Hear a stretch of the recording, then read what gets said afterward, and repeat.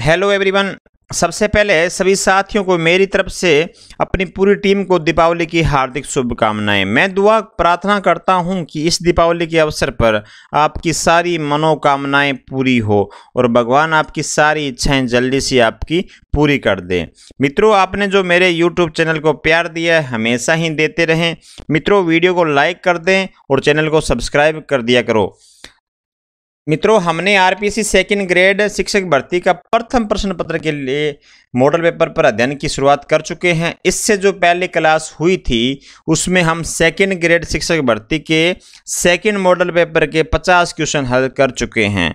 आप वो भी वीडियो जाके देख लें, जिसका लिंक मैं डिस्क्रिप्शन बॉक्स में डाल दूंगा, तो आप वो क्लास जरूर देखें। आज हम सेकंड मॉडल पेपर के बचे हुए 50 क्वेश्चनों पर चर्चा करने जा रहे हैं, तो आप सभी दोस्तों को जोड़ लें। मित्रों, ये सारे क्वेश्चन, ये सारे मॉडल पेपर आपके सिलेबस अकॉर्डिंग ही करवाए जा रहे हैं। मैं आपको परीक्षा से पहले 20 से 30 मॉडल पेपर इसी YouTube चैनल पे करवा दूंगा, तो आप मेरे साथ जुड़े रहें। नमस्कार, मैं राजेंद्र सभी का स्वागत करता हूं कलाम सिविल सर्विस YouTube चैनल में। सभी दोस्त एक बार वीडियो को लाइक कर दें तथा चैनल को सब्सक्राइब कर दें। मित्रों, कलाम सिविल सर्विस के नाम से टेलीग्राम चैनल बना हुआ है, उसको ज्वाइन करें और ये सारे क्वेश्चन, ये सारे मॉडल पेपर, उसकी PDF वहां से आप डाउनलोड कर सकते हैं। मित्रों, चलते हैं क्वेश्चनों की तरफ। इससे जो पहले क्लास हुई थी उसमें मैंने आपसे क्वेश्चन पूछा था कि जापान में भारत के अगले राजदूत के रूप में किसे नियुक्त किया जा रहा है दोस्तों। तो किसे नियुक्त किया जा रहा है? CB जॉर्ज को नियुक्त किया जा रहा है। मित्रों, किसको नियुक्त किया जा रहा है? CB जॉर्ज को नियुक्त किया जा रहा है। मित्रों, ये CB जॉर्ज IAS अधिकारी है 1993 के बैच के। 1993 के बैच के ये क्या है? IAS अधिकारी है मित्रों, CB जॉर्ज। इससे पहले ये कुवैत में क्या थे? कुवैत के अंदर ये थे राजदूत थे दोस्तों। कुवैत में ये राजदूत थे। इससे पहले वहां से इनका ट्रांसफर किया गया। कहां पर किया गया? जापान में दोस्तों। ये किसका स्थान लेंगे? संजय कुमार वर्मा का स्थान लेंगे दोस्तों। किसका स्थान लेंगे? संजय कुमार वर्मा का स्थान लेंगे दोस्तों। पहला क्वेश्चन देखिएगा, 51 नंबर क्वेश्चन की तरफ देखिएगा, सुमेलित कीजिएगा। तो सुमेलित करना है दोस्तों। तो देखिएगा, युवा वलित पर्वत का पूछा गया संबंध किससे हो जाएगा? तो युवा वलित जो पर्वत है उसका संबंध हो जाएगा हमारा, कहां से हो जाएगा? कहां स्थित है ये? उत्तरी अमेरिका का पश्चिमी तट पे ये इसका क्षेत्र है दोस्तों। प्राचीन वलित जो है उसका संबंध हो जाएगा किससे? उत्तरी अमेरिका का दक्षिणी पूर्वी तट दोस्तों। अब ज्वालामुखी की बात कर लेते हैं तो वो हो जाएगा परी प्रशांत पेटी, और भ्रंशखंड हो जाएगा हमारा उत्तरी अमेरिका का दक्षिणी पश्चिमी तट हो जाएगा दोस्तों। 2 1 4 3 दोस्तों, 2 1 4 3 पहला ऑप्शन राइट हो जाता है। मित्रों, अगले की तरफ क्वेश्चन की तरफ बढ़ते हैं। पोलर ईस्टर्लीज किस प्रकार की हवाएं हैं दोस्तों? जो पोलर ईस्टर्लीज है वो पूछा गया किस प्रकार की हवाएं हैं वो? तो शीत शुष्क हवाएं। कैसी है वो? शीत शुष्क हवाएं हैं पोलर ईस्टर्लीज। मित्रों, बढ़ते हैं अगले क्वेश्चन की तरफ। निम्नलिखित में से माल्टा कहाँ अवस्थित है दोस्तों? माल्टा कहाँ अवस्थित है ये पूछा गया आपसे। तो माल्टा कहाँ पर है? तो माल्टा हो जाएगा भूमध्य सागर के अंदर उपस्थित है दोस्तों। भूमध्य सागर के अंदर उपस्थित है कौन? माल्टा दोस्तों। अगले क्वेश्चन बढ़ते हैं। निम्नलिखित में से कौन सी गैस ओजोन क्षरण के लिए प्रत्यक्ष उत्तरदायी है दोस्तों? कौन सी परत पूछी गई है? कौन सी गैस पूछी गई जो प्रत्यक्ष उत्तरदायी है ओजोन क्षरण के लिए दोस्तों? ओजोन की परत की बात कर लेते हैं। ये पृथ्वी का सुरक्षा कवच कहलाती है दोस्तों। ये ओजोन जो परत है ये पृथ्वी का सुरक्षा कवच कहलाती है। क्यों कहलाती है? क्योंकि पराबैंगनी जो किरणें आती है उनसे हमारी ये सुरक्षा करती है दोस्तों। अब पूछा गया कि प्रत्यक्ष उत्तरदायी नहीं है। उत्तरदायी तो है लेकिन प्रत्यक्ष नहीं है दोस्तों। तो जो प्रत्यक्ष उत्तरदायी है वो क्लोरोफ्लोरोकार्बन हो जाती है दोस्तों। ये जो रेफ्रिजरेटर वगैरह जो होते हैं, अपने एयर कंडीशनर होती है, वहां से ये गैस निकलती है क्लोरोफ्लोरोकार्बन दोस्तों। अब नाइट्रस ऑक्साइड है, ये भी है प्रत्यक्ष हाइड्रोकार्बन भी दोस्तों।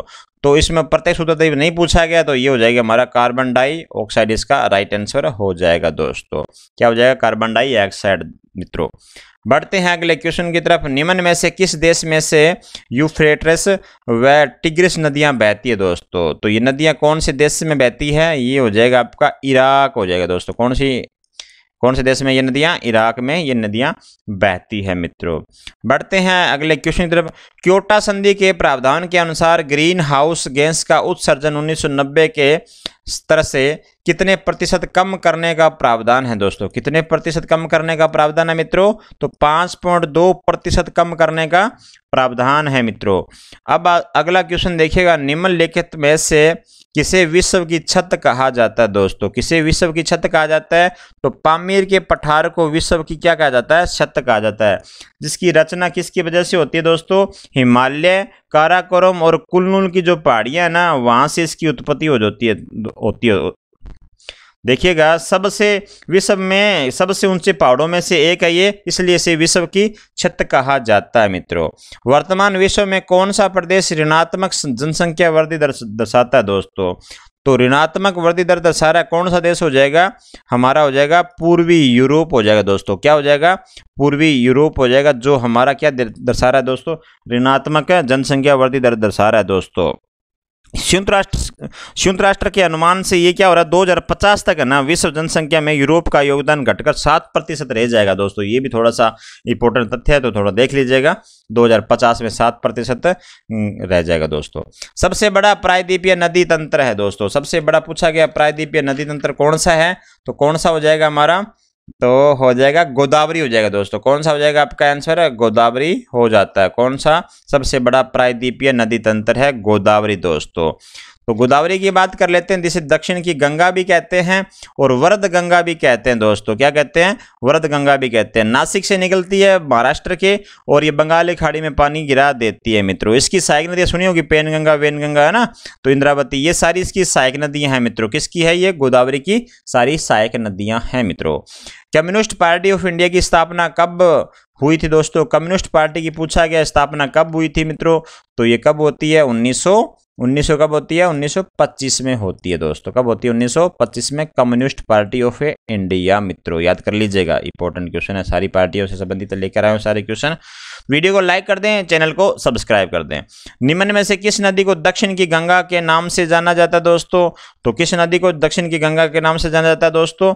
तो ये भी किसको जाना जाता है? वो भी हो जाएगा गोदावरी हो जाएगा दोस्तों। क्या हो जाएगा? गोदावरी हो जाएगा, जिसे दक्षिण की गंगा के नाम से जाना जाता है दोस्तों, और बूढ़ी गंगा के नाम से जाना जाता है, क्योंकि आयु, आकार और लंबाई के कारण इसको दक्षिण की गंगा या बूढ़ी गंगा भी जाना जाता है दोस्तों।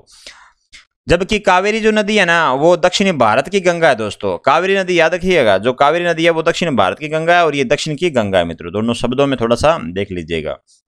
भारतीय जनता पार्टी के प्रथम अध्यक्ष निर्वाचित हुए थे दोस्तों। तो भारतीय जनता पार्टी की बात कर लेते हैं। प्रथम अध्यक्ष कौन थे दोस्तों? तो अटल बिहारी वाजपेयी दोस्तों। कब थे अटल बिहारी वाजपेयी? 1998 के अंदर सबसे पहले भारतीय जनता पार्टी की सरकार बनती है। तो अटल बिहारी वाजपेयी इसके क्या थे? प्रथम अध्यक्ष थे मित्रों। भारत की विदेश नीति में पड़ोस पहले की नीति किसने प्रारंभ करी थी दोस्तों? पड़ोस पहले। तो ये नीति कौन प्रारंभ करता है दोस्तों? तो नरेंद्र मोदी जी ये प्रारंभ करते हैं सबसे पहले। क्या है? पड़ोस पहले मित्रों। अगला क्वेश्चन देखिएगा, 74 नंबर क्वेश्चन देखिएगा। 17वीं भारत वन स्थिति रिपोर्ट 2021 के अनुसार कुल बांस धारित वन है दोस्तों। तो कितने हैं बांस धारित वन हो जाएंगे हमारे? तो बांस धारित वन हो जाएंगे 53,336। 53,336 मिलियन हमारे क्या हैं? बांस धारित वन हैं 2021 की रिपोर्ट के अनुसार मित्रों। अगला क्वेश्चन देखिएगा, पी कोटेश्वर ने आधुनिक सिद्धांतों में से एक दिया है जो संबंधित है दोस्तों। जो किससे संबंधित हो जाएगा? जो पी कोटेश्वर ने दिया दोस्तों, पंचेती। इसका पूरा नाम है, पी का मतलब पंचेती दोस्तों, पंचेती कोटेश्वरम ने। तो ये मौसम वैज्ञानिक थे दोस्तों। कौन थे ये? मौसम वैज्ञानिक थे। इसने क्या दिया था? तो मानसून की उत्पत्ति से संबंधित है दोस्तों। मानसून की उत्पत्ति से संबंधित है मित्रों। अगला क्वेश्चन देखिएगा, भारत का सबसे अधिक विस्तृत भू आकृतिक प्रदेश है दोस्तों। तो सबसे बड़ा भू आकृतिक विस्तृत प्रदेश पूछा गया आपसे, तो दक्षिण का पठार हो जाएगा दोस्तों। क्या हो जाएगा? दक्षिण का पठार हो जाएगा। भारत में पूछा गया है तो दक्षिण का पठार हो जाएगा दोस्तों। और दक्कन का पठार भारत का सबसे बड़ा भौतिक प्रदेश है, जानते हैं आप। 16 लाख वर्ग किलोमीटर का क्षेत्र में फैला हुआ है दोस्तों। प्राचीन, सबसे प्राचीन बड़ा भाग है ये। अगला क्वेश्चन देखिएगा, भारत की मानक समय रेखा किस राज्य से नहीं गुजरती है दोस्तों? भारत की जो मानक समय रेखा है 82.5 डिग्री दोस्तों, 5.5 घंटे आगे है दोस्तों। अब बात कर लेते हैं भारत की मानक समय रेखा किस राज्य से नहीं गुजरती है मित्रों। तो ये 5 राज्यों से गुजरती है। पहले वो बात कर ले 5 राज्य कौन कौन से जहां से ये गुजरती है। तो पहला हमारा कौन सा हो जाएगा, उत्तर प्रदेश हो जाएगा, फिर एमपी से, फिर छत्तीसगढ़, फिर उड़ीसा, फिर अंतिम में आंध्र प्रदेश से। तो 5 राज्य हैं हमारे जहां से ये गुजरती है दोस्तों भारत के अंदर से। तो उड़ीसा भी इसमें शामिल है, उत्तर प्रदेश भी है, छत्तीसगढ़ भी है। तो मित्रों शामिल क्या नहीं है, उत्तराखंड शामिल नहीं है मित्रों। अगला क्वेश्चन देखिएगा, भारत सरकार ने राष्ट्रीय मधुमक्खी पालन और शहद मिशन के लिए बस 2020-21 से 2022-21 के लिए कितनी राशि के लिए आवंटन को मंजूरी दी है मित्रों। तो कितनी राशि के लिए आवंटन की मंजूरी दी है, 500 करोड़ की दोस्तों। कितने दी है, 500 करोड़ की मंजूरी मित्रों मिली है। निम्नलिखित में से स्थानों में से कहां पर भागीरथी व अलकनंदा नदियां मिलती है दोस्तों। तो भागीरथी और अलकनंदा नदी कहां पर मिलती है। तो वो हो जाएगा हमारा कौन सा प्रयाग हो जाएगा, वो हो जाएगा देव प्रयाग हो जाएगा दोस्तों। देव प्रयाग के बाद में इस नदी का नाम हो जाता है क्या, गंगा नदी के नाम से ये जाने जाती है दोस्तों। किस नाम से जाना जाती है, ये गंगा नदी के नाम से जाना जाती है दोस्तों इस संगम के बाद के। और गंगा नदी की कुल लंबाई बात करूं तो 2525 किलोमीटर है। भारत की सबसे लंबी नदी है कौन सी, गंगा नदी मित्रों। आगे की तरफ बढ़ते हैं, मूल्यह्रास लेखांकन अदत्त व्यय तथा पूर्वदत्त व्यय का लेखांकन किस लेखा अवधारणा के अनुसार किया गया दोस्तों। तो किसके अनुसार किया गया है, तो वो हो जाएगा चालू व्यवसाय अवधारणा दोस्तों। चालू व्यवसाय अवधारणा के आधार पर किया गया है मित्रों। अगला क्वेश्चन देखिएगा, भारत शासन अधिनियम 1935 के संबंध में निम्नलिखित कथनों पर विचार कीजिए। कौन सा कथन सही है मित्रों, कौन सा कथन सही है, ये पूछा गया आपसे। तो अधिनियम में 110 धाराएं अनुसूचित, ये गलत है दोस्तों। अधिनियम ने ऐसे अखिल भारतीय संघ की स्थापना की व्यवस्था की है जिसमें प्रांत एवं देशी रियासतें इकाइयों के रूप में सम्मिलित हैं, ये सही है। अधिनियम ने केंद्र व इकाइयों के मध्य शक्तियों का विभाजन 2 सूचियां, संघीय सूची, प्रांतीय सूची, ये गलत है मित्रों। अवशिष्ट शक्तियां गवर्नर जनरल को दी गई है दोस्तों, तो ये सही है। 2 और 4 सही हो जाएंगे, तो बी नंबर ऑप्शन हमारा सही हो जाएगा मित्रों। तो देख लीजिएगा इस क्वेश्चन को थोड़ा सा। हार्ड करेंसी से तात्पर्य क्या है दोस्तों। हार्ड जो करेंसी होती है उसको तात्पर्य क्या है पूछा गया आपसे।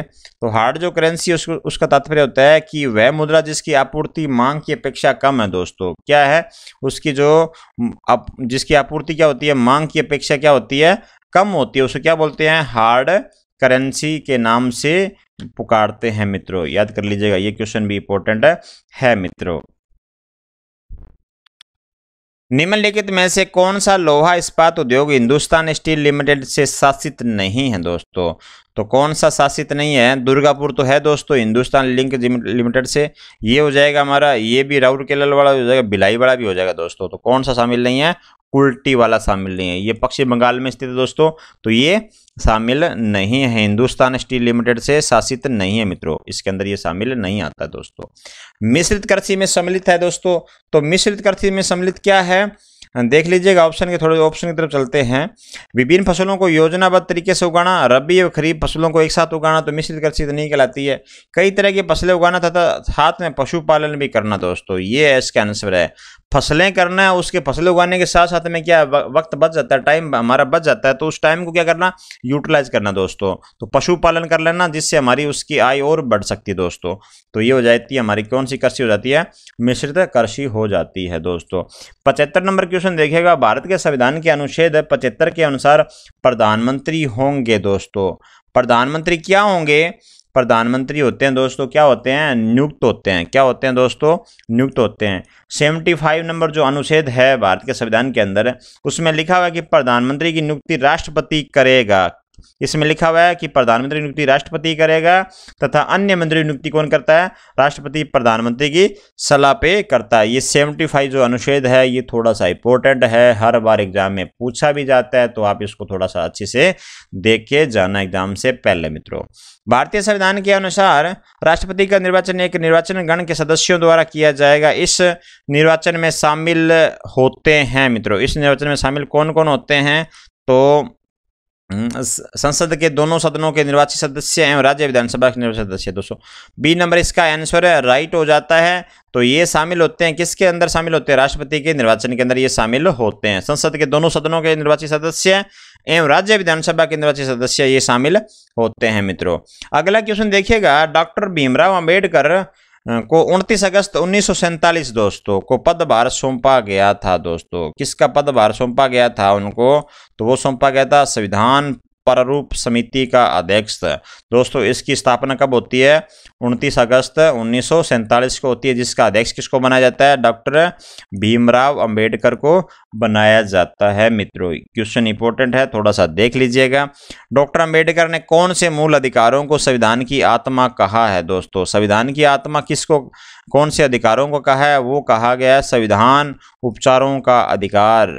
संविधान उपचारों का अधिकार किसको क्या? फंडामेंटल राइट के संविधान की आत्मा कहा गया है दोस्तों, संविधान उपचारों का अधिकार मित्रों।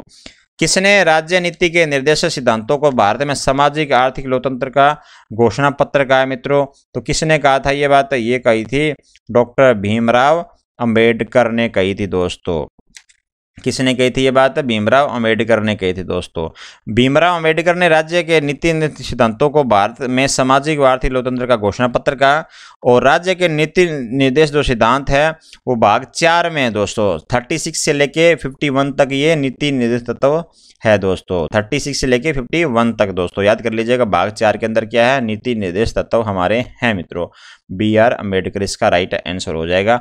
भारत के औद्योगिक विकास के संदर्भ में असत्य कथन है दोस्तों। तो असत्य कथन कौन सा हो जाएगा? स्टार्टअप इंडिया पहल वर्ष 2016 में लॉन्च की गई थी दोस्तों, ये बात सत्य है। महाराष्ट्र व गुजरात सूती वस्त्र में अग्रणी राज्य है, बिल्कुल ये बात भी सत्य है। सन 1854 में पहली सूती वस्त्र मिल कवास जी डाबर द्वारा स्थापित की गई दोस्तों, ये सही है। भारत की पहली उद्योग नीति 1952 में जारी की गई दोस्तों, ये गलत हो गया हमारा। तो 1952 में नहीं की गई थी। तो भारत की पहली औद्योगिक नीति 6 अप्रैल 1948 को 6 अप्रैल 1948 को देख लीजिएगा। तो केंद्रीय उद्योग मंत्री थे श्यामालाल मुखर्जी द्वारा लाई गई थी दोस्तों। श्यामा प्रसाद मुखर्जी द्वारा ये लाई गई थी 6 अप्रैल 1948 दोस्तों। ये हमारा गलत हो जाता है, डी नंबर इसका राइट आंसर माना जाएगा मित्रों। मनोवैज्ञानिक जो विशेष समूह के बच्चों के शिक्षण अधिगम प्रक्रिया का अध्ययन कक्षा में करते हैं उनको कहा जाता है दोस्तों। तो उनको क्या कहा जाता है? शिक्षा मनोविज्ञान की बात कर लेते हैं। इसका राइट आंसर हो जाएगा शिक्षा मनोविज्ञान। इसका आंसर हो जाएगा शिक्षा मनोविज्ञान दोस्तों। इसका आंसर हो जाएगा शिक्षा मनोविज्ञान। शिक्षा मनोविज्ञान से तात्पर्य क्या? शिक्षण एवं सीखने की प्रक्रिया को सुधारने के लिए मनोविज्ञान सिद्धांतों का प्रयोग करने से दोस्तों। याद कर लीजिए, क्वेश्चन ये सारी इंपॉर्टेंट है। मनोविज्ञान के संबंध में क्रो एंड क्रो की परिभाषा है दोस्तों। तो क्रो एंड क्रो की परिभाषा पूछी गई आपसे, तो मुझे बच्चा दो और बताओ कि उसे क्या बताऊं इंजीनियर डॉक्टर यान ने दोस्तों। ये परिभाषा क्रो एंड क्रो की नहीं है। मनोविज्ञान आचरण व्यवहार का यथार्थ विज्ञान है दोस्तों, ये भी परिभाषा नहीं है। मनोविज्ञान शिक्षा का आधारभूत विज्ञान है, ये भी नहीं है दोस्तों। किसी व्यक्ति के जन्म से लेकर वृद्धावस्था तक के अधिगम अनुभवों का वर्णन धारणा ही मनोविज्ञान है मित्रों। ये आंसर इसका राइट हो जाता है 82 का, डी नंबर सही है।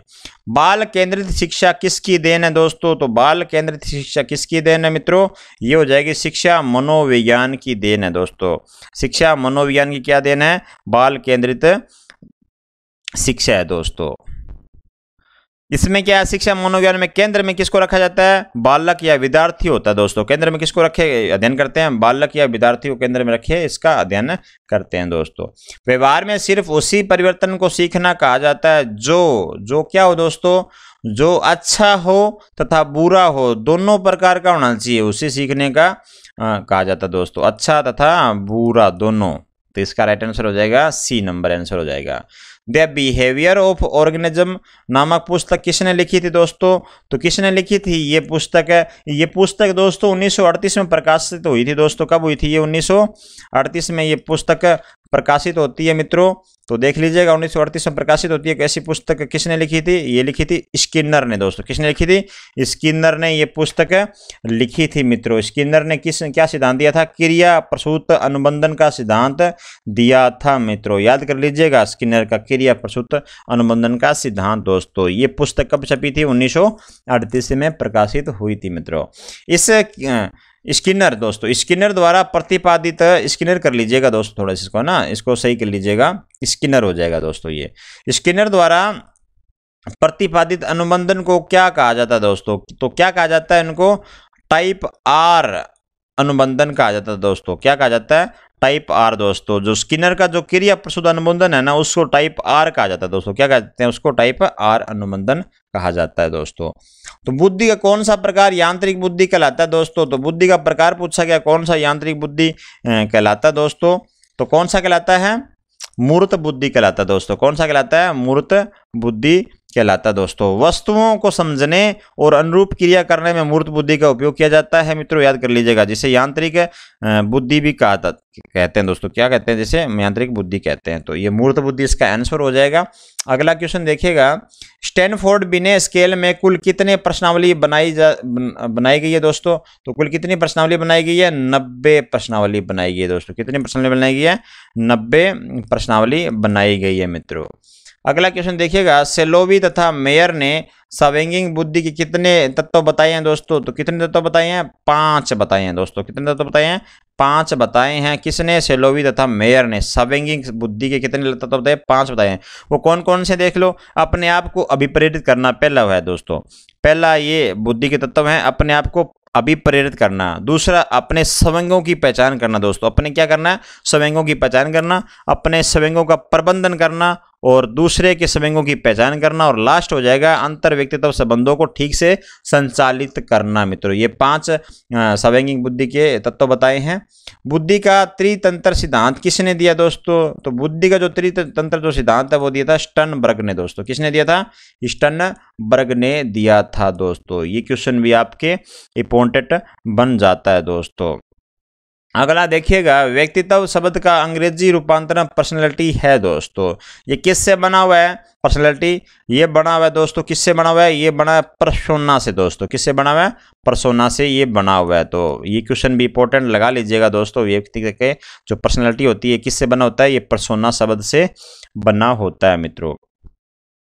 आल्पोर्ट द्वारा प्रतिपादित व्यक्तित्व की परिभाषा में व्यक्तित्व के कौन से गुण बल दिया जाता है दोस्तों? जो भीतरी जो गुण होते हैं ना उन पे अधिक बल दिया जाता है दोस्तों। जो भीतरी गुण होते हैं उन पे अधिक बल दिया जाता है मित्रों। क्वेश्चन इंपॉर्टेंट है ये भी।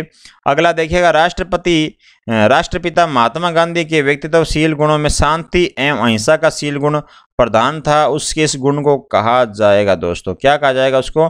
कोर्डिनल शील गुण दोस्तों। क्या कहते हैं? कोर्डिनल शील गुण कहा जाएगा मित्रों। विश्वास तथा अविश्वास द्वारा उत्पन्न द्वंद्व का समाधान करने के बाद कौन सी मनोसामाजिक विशेषताएं विकसित होती है दोस्तों? तो कौन सी होती है? वो होती है आशा। कौन सी होती है दोस्तों? आशा विशेषता विकसित होती है मित्रों। रोराचक अनुक्रियाओं से व्यक्ति क्या अध्ययन कर पाता है? तो क्या अध्ययन कर पाता है दोस्तों? वो करवाता है अभिप्रेरक एवं आवश्यकता दोस्तों। अभिप्रेरक एवं आवश्यकता। 96 क्वेश्चन देखिएगा, निम्न में से कौन सा बल अभिप्रेरणा के अंतर्गत आता है दोस्तों? तो कौन सा आता है? वो हो जाएगा आपका कौन सा? आवश्यकता एवं पुरस्कार दोस्तों। आवश्यकता एंड पुरस्कार दोनों शामिल हो जाएंगे। तो बात कर लेते हैं जो आवश्यकता ये पुरस्कार है। तो आंतरिक अभिप्रेरणा और बाह्य अभिप्रेरणा दो प्रकार की होती है दोस्तों। कौन कौन सी? आंतरिक अभिप्रेरणा और बाह्य अभिप्रेरणा दोस्तों। आंतरिक अभिप्रेरणा में हम किसको शामिल करते हैं? आवश्यकता को शामिल कर लेते हैं। और जो बाह्य अभिप्रेरणा होती है दोस्तों उसको किस शामिल कर लेते हैं? पुरस्कार, दंड, निंदा, प्रशंसा, इनको शामिल करते हैं दोस्तों। तो इसका आंसर हो जाएगा कौन सा हो जाएगा? इसका आंसर हो जाएगा डी नंबर, इसका राइट आंसर हो जाएगा मित्रों। अगला क्वेश्चन देखिएगा, थॉमसन के अनुसार अभिप्रेरकों के प्रकार हैं दोस्तों। तो कौन कौन से प्रकार हो जाएंगे अभिप्रेरकों के प्रकार है? तो वो हो जाएंगे एक स्वाभाविक प्रेरक और दूसरा कौन सा हो जाएगा? कृत्रिम प्रेरक दोस्तों। कौन सा हो जाएगा? स्वाभाविक प्रेरक और कृत्रिम प्रेरक दोस्तों। जो स्वाभाविक प्रेरक होते हैं ना तो जैसे प्रतिष्ठा, खेल, है ना, अनुकरण हो जाता है जैसे। अब कृत्रिम प्रेरक कौन कौन से होते हैं दोस्तों? जो कृत्रिम प्रेरक होते हैं वो होते हैं पुरस्कार होता है, दंड होता है, प्रशंसा होती है। जैसे ये कृत्रिम क्या होते हैं? प्रेरक होते हैं मित्रों। निम्न में से कौन सा अभिप्रेरणा का आंतरिक स्रोत है दोस्तों? तो कौन सा आंतरिक स्रोत है मित्रों? तो आवश्यकता भी है, उद्दीपन भी है, प्रेरक भी है दोस्तों, ये तीनों ही हैं। तो ये हमारा आंसर क्या हो जाएगा, डी नंबर उपयुक्त सभी हो जाएगा। अगला क्वेश्चन देखिएगा, मानव संज्ञान विकास की कितनी अवस्थाएं होती है दोस्तों। तो मानव जो संज्ञान की अवस्थाएं कितनी होती है मित्रों, 4 अवस्थाएं होती है। कितनी अवस्थाएं होती है, 4 अवस्थाएं होती है दोस्तों। कौन कौन सी होती है, एक तो संवेदी पेशीय अवस्था होती है जो जन्म से 2 वर्ष के बीच में होती है। कौन सी होती है दोस्तों, संवेदी पेशीय अवस्था जो जन्म से 2 वर्ष के बीच में होती है। और एक होती है पूर्व सक्रियात्मक अवस्था 2 से 7 वर्ष के मध्य होती है। और एक होती है मूर्त सक्रियात्मक अवस्था 7 से 12 वर्ष के मध्य होती है। एक होती है औपचारिक सक्रियात्मक अवस्था जो 12 से लेके व्यवसायक तक होती है दोस्तों। अगला क्वेश्चन देखिएगा, लास्ट क्वेश्चन है दोस्तों आपकी स्क्रीन के ऊपर, आत्म प्रत्यय के प्रकार निम्न में से है दोस्तों। तो आत्म प्रत्यय के प्रकार निम्न में से क्या है मित्रों, तो ये हो जाएगा आपका, एक वास्तविक आत्म प्रत्यय होता है, एक होता है आदर्श आत्म प्रत्यय दोस्तों। तो सी नंबर इसका आंसर हो जाएगा दोस्तों, सी नंबर इसका आंसर हो जाता है। और अंतिम ये आज का क्वेश्चन है दोस्तों, जिसका आंसर आपको कमेंट बॉक्स में देना है। किस मंदिर को बाहुबली मंदिर के नाम से जाना जाता है दोस्तों। क्वेश्चनों का स्तर कैसा था, तो आप मुझे कमेंट बॉक्स में इसका आंसर दे सकते हैं। तो वीडियो को लाइक कर दें, चैनल को सब्सक्राइब कर दें और टेलीग्राम चैनल को भी ज्वाइन कर लें मित्रों। वहाँ से आप इसकी PDF डाउनलोड कर सकते हैं मित्रों। Thank you so much.